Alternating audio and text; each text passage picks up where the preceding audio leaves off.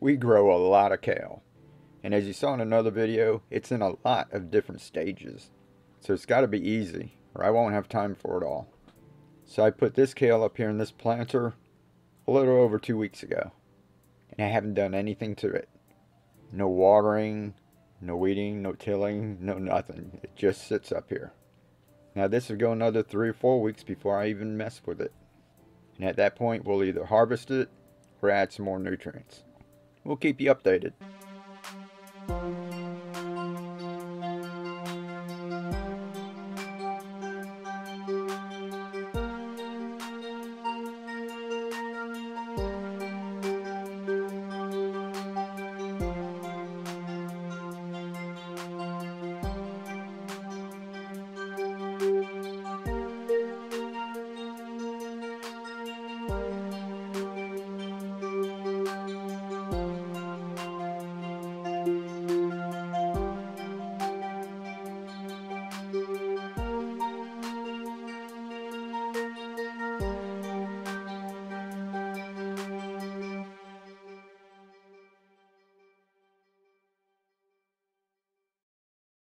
Hey, if you want to grow nice straight bean sprouts like me,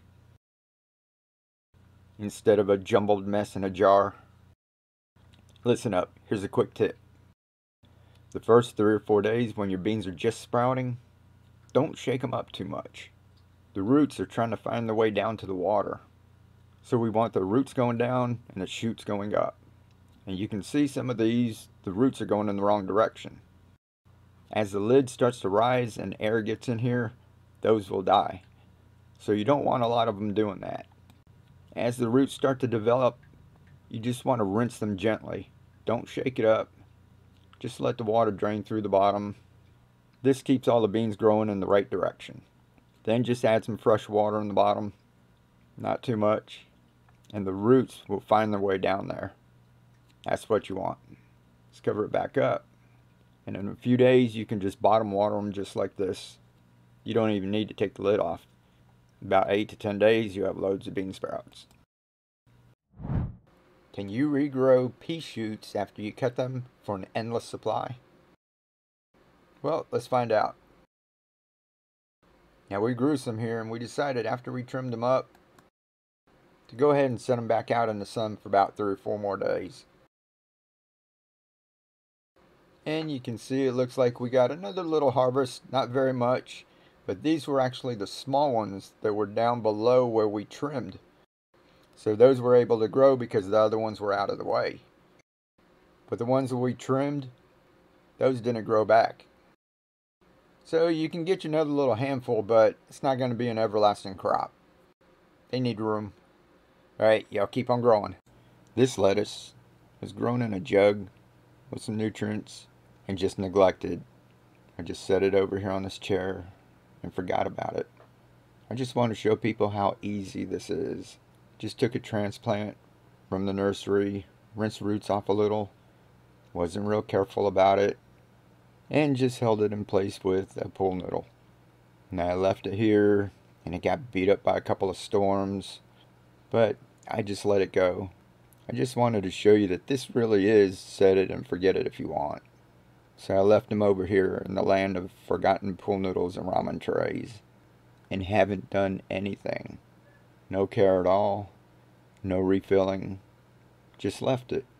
Set it and forget it. Some leaves got damaged in the storm and I just left it go. So no care at all. And a lot of people are worrying about nutrient levels, changing out the water, algae, numerous things. But if I can do this with absolutely no care, imagine what you can do if you just take care of your plants just a little bit. It really is that easy. Alright, this was the easiest way I've ever grown microgreens. And it was in a yogurt cup. It was set it and forget it. Check out the other video where we put it together. Pretty much just sprinkled them on the clay pebbles and left it. In a little over a week, we had loads of microgreens. Now y'all told me to thin some out,